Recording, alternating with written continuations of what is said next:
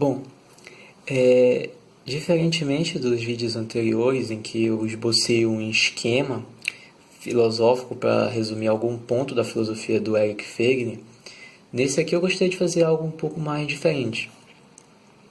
Eu gostaria de fazer uma leitura comentada e, ao mesmo tempo, através dessa leitura, intercalar com outros pontos da filosofia do Eric Feiglin, de modo que isso possa tanto esclarecer o objeto da investigação dele, a leitura, né, aquilo que ele mesmo está escrevendo em primeira pessoa, e também intercalar com outras leituras dele, outros artigos dele principalmente. Um dos pontos até que eu queria destacar aqui para vocês é que boa parte daquilo que dos insights do Eric Feiglin não estavam só nos livros dele, certo? Mas em muitos artigos dele que ele escreveu ao longo da vida. E o que nós vamos ler agora, que eu vou fazer um pouco um comentário, é esse artigo dele que foi o último a ser escrito, que é Quod Deus Dicitur, que é o que se diz que é Deus, que é baseado numa meditação, outro caráter dos artigos finais dele, são todos de caráter meditativo, que é baseado na meditação de um artigo, de uma questão da Suma Teológica de São Tomás de Aquino, certo? Bom, esse artigo ele está contido na Suma Teológica 1, na questão 2, o artigo 3. E esse artigo, como nós podemos ver aqui, é se Deus existe. Nesse artigo, São Tomás de Aquino ele vai discutir acerca da existência de Deus e é nesse artigo que estão as famosas, bem conhecidas 5 provas para a existência de Deus, certo? E um dos pontos que eu queria que vocês se atentassem logo aqui acerca desse artigo e só uma observação, destacando como é feito os artigos de São Tomás de Aquino. Eles começam com uma negação, certo? Eles começam com proposições negativas acerca do que São Tomás de Aquino ia concluir e responde com as soluções para essas questões. É claramente um processo dialético. Mas o que eu queria que vocês se atentassem aqui é que, na solução, São Tomás de Aquino se apoia em um artigo da Escritura, que é a famosa frase de Deus em Êxodo 3.14 a Moisés: eu sou quem sou. E a partir daí, São Tomás de Aquino ele deslincha através das 5 provas para a existência de Deus. A gente vai ver mais lá para frente a consequência dessa reflexão. Mas vamos lá. Bom,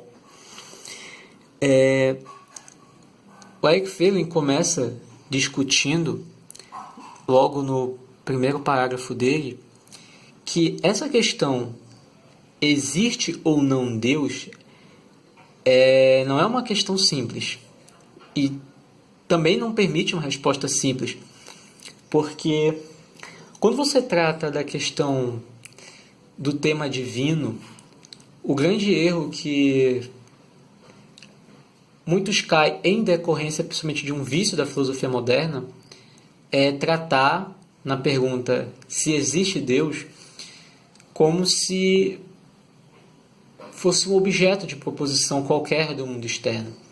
Ora, muitos tratam da pergunta existe Deus da mesma forma como falam ou perguntam se existe esta folha de papel, como se fosse uma entidade, uma coisa.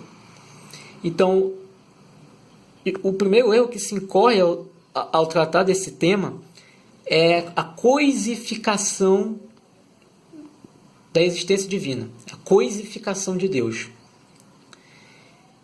E, bom, o que o Feiglin logo destaca é que nós não podemos nos voltar para Deus ao tratar desse tema como se ele fosse uma coisa, certo? Mas como o parceiro numa busca que indaga e que se move dentro de uma realidade formada por linguagem participatória. O que ele está querendo dizer aqui? Ora, aquilo que ele veio desenvolvendo ao longo de toda a sua fase da filosofia, desde a filosofia da história até a filosofia da consciência. O homem é o parceiro de Deus que, através da busca noética, busca por meio do nous, do intelecto, ele apreende a realidade, ele torna-se consciente de si mesmo como um parceiro na própria estrutura da realidade. É só lembrar do esquema anterior que nós fizemos, no qual há dois polos, o polo divino e o polo homem, e a tensão que decorre desses dois polos é a própria consciência como um fluxo de participação, certo? Então Deus não é uma coisa para a qual o homem se volta como algo externo, mas como o próprio todo. Como São Paulo disse, nele vivemos, nos movemos e somos. Em Deus nós estamos e nos movemos. A própria estrutura da realidade.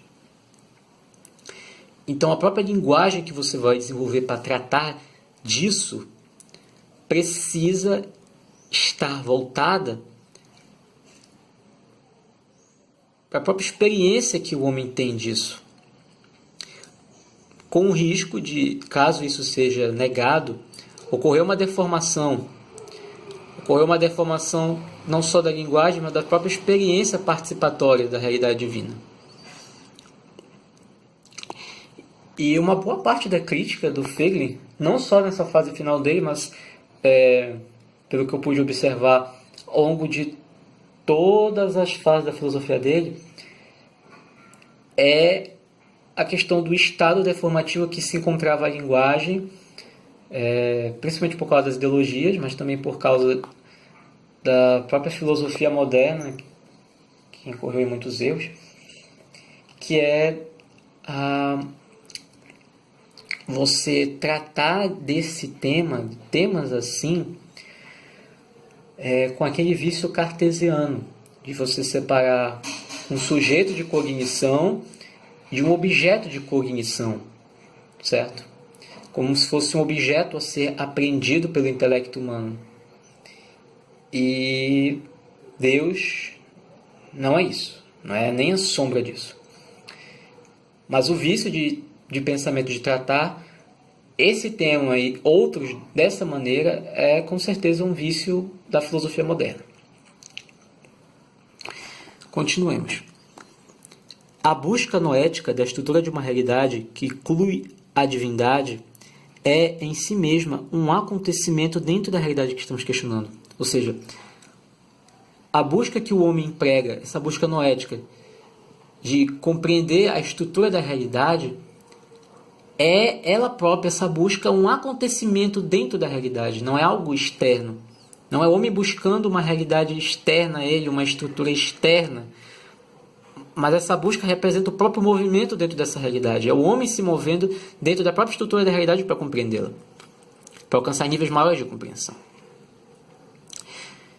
E por isso, em cada ponto, no processo, nos deparamos com o problema de uma investigação sobre algo experimentado como real, antes que a investigação sobre a estrutura de sua realidade tenha começado. Certo? A experiência primária logo. O processo de nosso intelecto em busca de nossa fé também pode ser formulado como nossa fé em busca de nosso intelecto. É um acontecimento primário. Certo? Lembremos do que ele fala acerca da experiência primária do cosmos. Antes do homem perceber que ele está nessa busca, ele já está imerso na própria estrutura da realidade e já está experimentando ela em si. E como participante do símbolo da fé e da razão, sem ele ainda perceber que ele está nessa busca. Ele pode não estar consciente dessa busca, mas ele já a experimenta. Esse evento da busca, ele é um processo histórico, certo? Como nós vimos anteriormente, a história é o desenrolar desse processo, é o desenrolar das próprias estruturas de diferenciação da consciência. É o próprio desenrolar da parceria entre Deus e o homem. O mundo dos símbolos, simbolizando compactamente a realidade em qualquer ponto histórico, tem que se submeter à pressão da análise noética, com o resultado que o fundamento da realidade, até então simbolizado como os deuses, tem que perecer na sua forma simbolizada, para ser substituído por novos símbolos, simbolizando o Deus, cuja presença, para além dos deuses, com seu clamor de ser necessário. Bora. Aquilo que o Frege está se referindo é a famosa transição, não só do mito para a filosofia, mas é a transição de toda uma compreensão da consciência humana acerca da realidade. O que antigamente o homem, a consciência humana, ela captava como os deuses, esse entendimento, essa compreensão de um mundo cheio de deuses, de um cosmos divinizado, da experiência mítica compactada, foi aos poucos se diferenciando e sendo substituída não mais pela pluralidade de deuses olimpianos, por exemplo, mas passou a se expressar na unidade divina, na unidade de um único Deus. Isso podemos ver claramente que o Frege desenvolveu nos livros Ordem e História, volume 2, O Mundo da Polis, certo?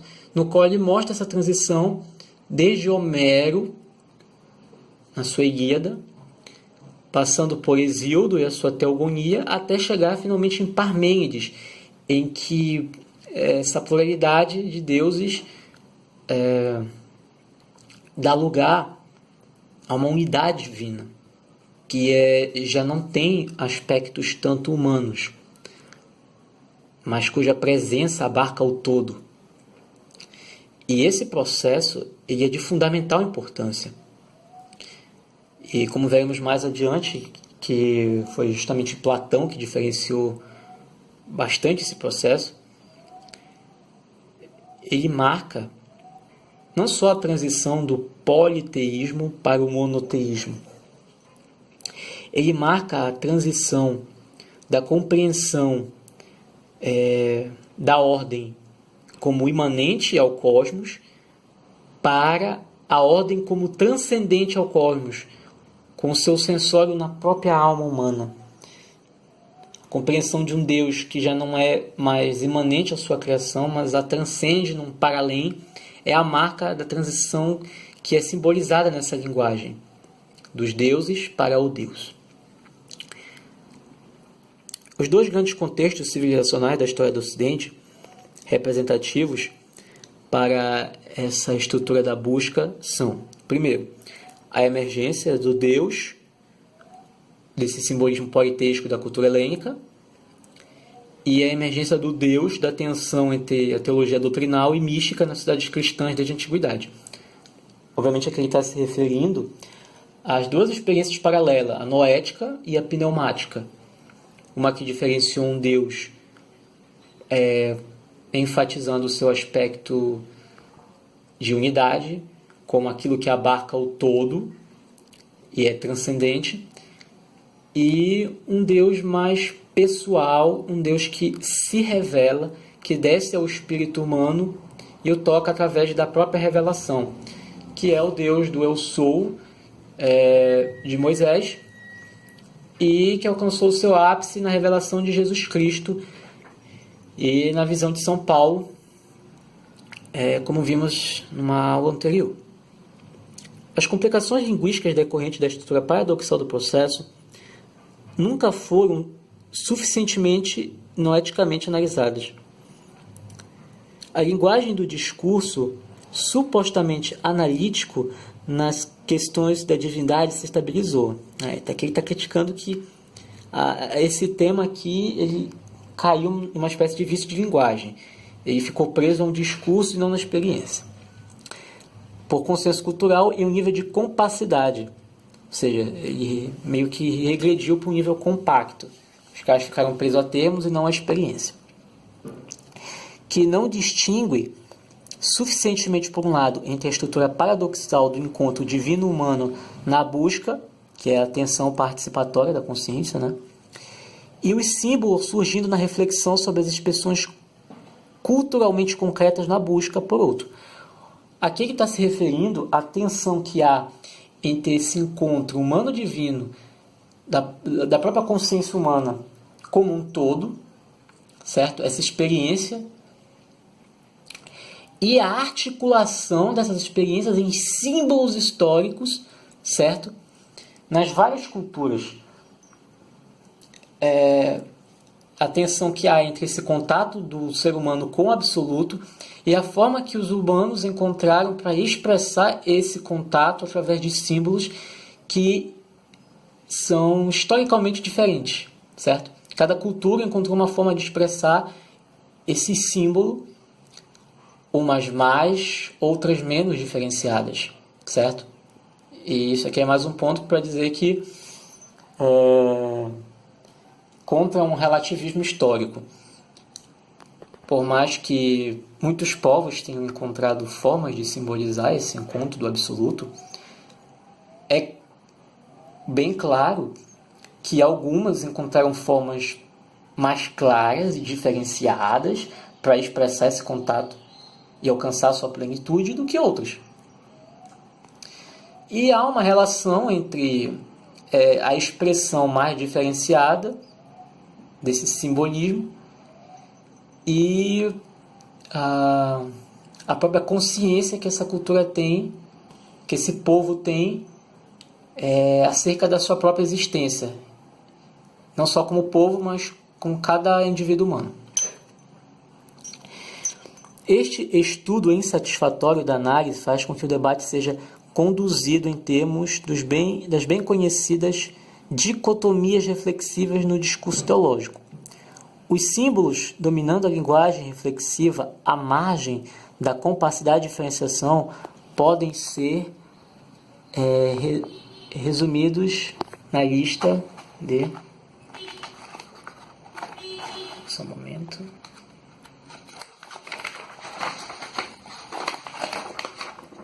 Certo? Aqui o que o Feiglin tenta fazer é criticar o modo como essa questão vem sendo tratada no discurso, que é você tratar desse tema não como algo experiencial da própria consciência humana, mas em termos de palavras apenas.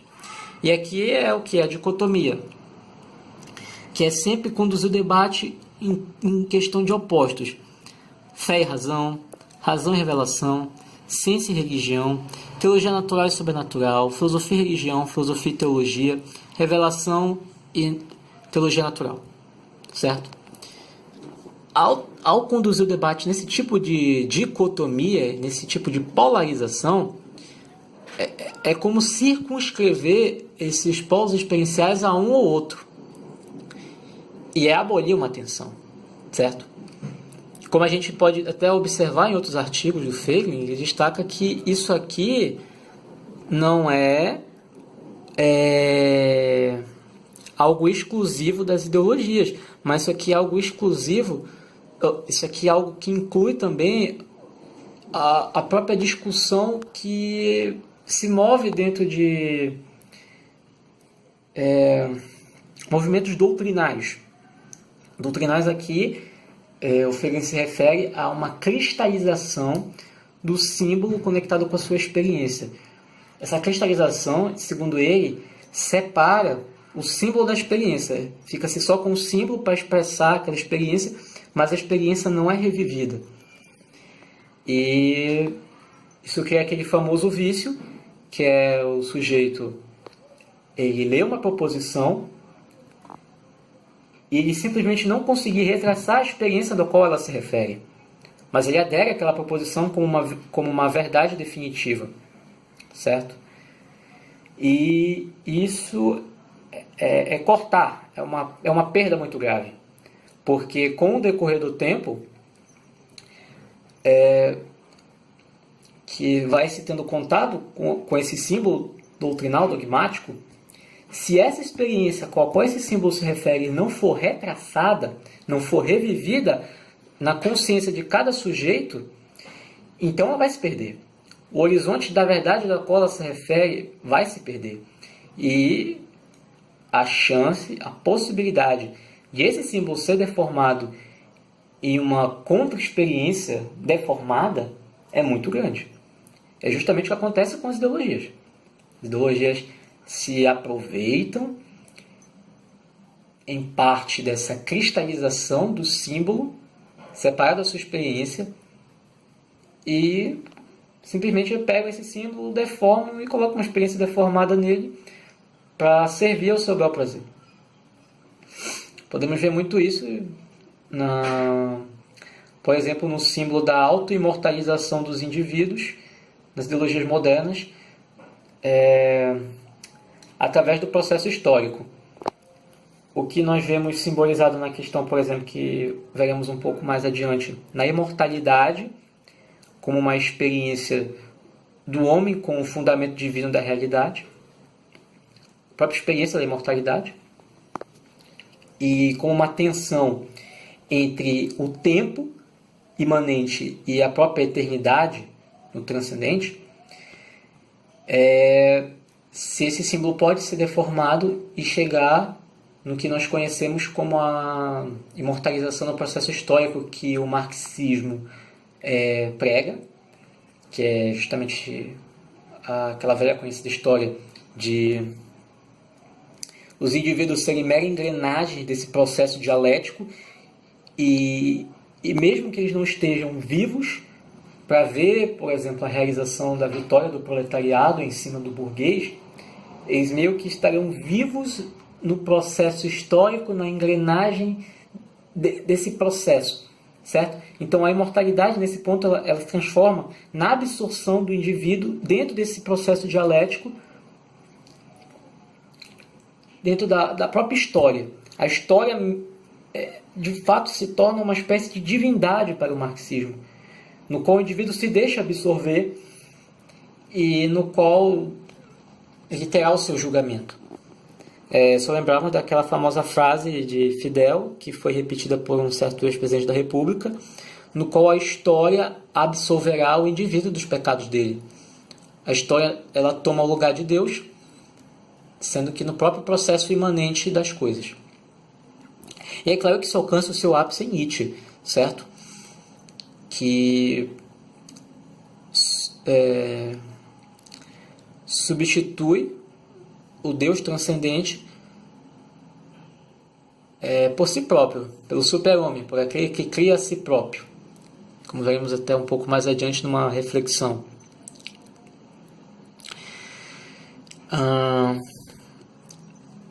Prosseguindo. No artigo da Suma Teológica sobre essa questão de se Deus existe, o Tomás de Aquino ele alcançou um certo grau de clareza sobre a estrutura paradoxal desse processo. Que estrutura paradoxal é essa? É a tensão entre o homem e o polo divino, tensão entre contingência e necessidade. A questão a respeito do que se diz de Deus, ela não é levantada arbitrariamente, mas pressupõe um artigo escritural de fé. Lembra do que a gente viu no começo? Certo? Como Tomás de Aquino enuncia logo a sua solução, ele levanta o artigo com a resposta de Deus a Moisés, em Êxodo 3.14, quando Moisés pergunta qual era o nome de Deus, quem era ele, quem o estava enviando. E Deus responde, eu sou o que sou. E nessa afirmação está contido compactamente a resposta, não só a resposta para essa pergunta se Deus existe, mas uma resposta para o que Deus engloba o todo, que Deus é o ser dele, que o ser dele é Deus, certo? Talvez isso fique mais claro prosseguindo. Se não houvesse nenhum símbolo de fé, já na existência histórica, não haveria nenhuma questão. Ou seja, para levantar essa questão de que se Deus existe, e toda essa afirmação, ela simplesmente não nasce somente da busca, né? Mas para ver essa busca, há um símbolo de fé. O que significa isso? Significa que se não houvesse esse símbolo da fé, esse símbolo da própria revelação de Deus ao homem, não haveria como o homem levantar essa questão de se Deus existe, se o próprio Deus não se apresentasse ao homem. Ou seja, essa busca ela não se dá por acaso, arbitrariamente, mas ela se dá baseado implicitamente já num processo de revelação de Deus ao homem. O homem só pode levantar essa questão se Deus existe, se alguma luz de Deus penetra na alma humana, penetra na realidade humana, que permite com que ele indague acerca daquilo. A gente pode até ver analogamente a isso com a questão do mito da caverna de Platão. O homem que ascende da caverna para a luz, ele só consegue ascender, pensem bem, ele só consegue ascender se ele percebe um feixe de luz penetrando na caverna, porque senão seria tudo trevas, seria tudo escuridão. Mas se há um pequeno feixe de luz, esse feixe de luz representa justamente o contraste entre a realidade daquilo que está imanente e daquilo que está para além daquilo. Então isso simboliza essa busca, só uma busca porque o homem tem consciência de que há algo para além, que há algo a ser buscado. Esse artigo de fé ele é parte do processo de questionamento noético em relação ao seu significado. A questão de Deus ela não pode ser feita inteligivelmente, a menos que a questão de Deus seja parte da realidade a ser explorada. O símbolo do divino eu sou é parte da consciência exploratória que aproxima o símbolo da fé como a resposta a uma indagação que surge de experiências particulares com a realidade. Ou seja, aqui o Frege ele vai adentrar no que o Tomás de Aquino estava querendo se referir posteriormente quando se refere às 5 provas da existência de Deus. Essas 5 provas elas nascem justamente do que ele experiencia como contingente tensionado com o ser necessário, certo? Elas não surgem arbitrariamente, elas surgem a partir de uma consciência que testemunha, que participa dessa tensão, da tensão entre o polo divino e humano, da tensão entre as experiências contingentes que as conectam com uma realidade necessária, certo? Pois o divino eu sou da Escritura simboliza o polo necessário da realidade, no qual sua particularidade fenomenal é experienciada somente como contingente. Ou seja, é aquilo que nós experienciamos como Deus, acaba se prendendo a esse polo contingente. A tensão experienciada entre a contingência e necessidade é a estrutura da realidade no qual está em questão sobre a divindade. Bom, a leitura ela vai continuar no próximo vídeo, porque já está ficando muito longo. Mas eu queria aqui destacar um pouco do que o Frege está querendo nos conduzir nesse artigo, certo? É um dos artigos finais dele, inclusive é o último artigo dele, foi até publicado póstumamente, foi escrito por um assessor dele, um grande amigo dele, se não me engano, o Cainguela. E esse artigo ele não é feito arbitrariamente também. Esse artigo é baseado numa grande meditação que o Eric Feiglin não só teve naquele momento, mas é uma espécie de meditação acerca do que ele já tinha reunido ao longo de toda a vida dele, na filosofia dele, não só acerca de Deus, não só acerca dessa meditação sobre quem ou o que é Deus, mas o que é essa busca no qual o homem se torna consciente, essa busca noética. O que é essa busca noética? Busca noética é justamente a consciência do homem buscando o fundamento da estrutura da realidade do qual ele participa, certo? É uma busca que ela se desenrola no processo histórico de um nível compacto, seja que é na experiência mítica da própria apreensão primária do cosmos como significado de ordem, até a sua diferenciação nas experiências seja de um Deus como o fundamento das coisas que existem, que englobam um todo, através da experiência noética, ou também a própria diferenciação desse Deus como o autor e o criador divino que se relaciona pessoalmente com cada ser humano em particular, através da própria alma, que é a experiência pneumática, certo? E que alcança o seu ápice na pessoa de Jesus Cristo. O que nós até colocaremos mais adiante é justamente esse processo da ideologia, das ideologias principalmente, de rejeitar essa busca, rejeitar esse processo e tentar aniquilar ele, certo?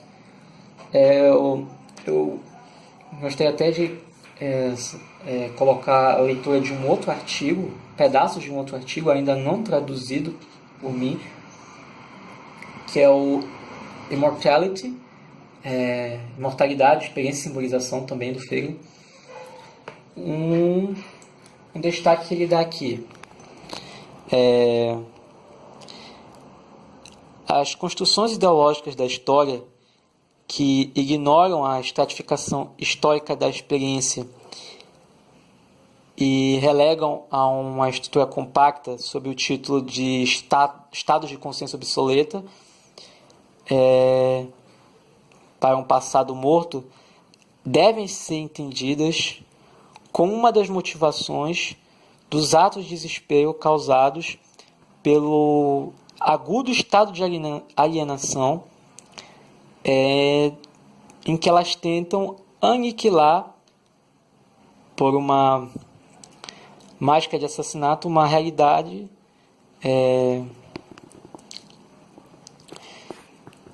em distúrbio que não foi ainda achada ressimbolizada satisfatoriamente.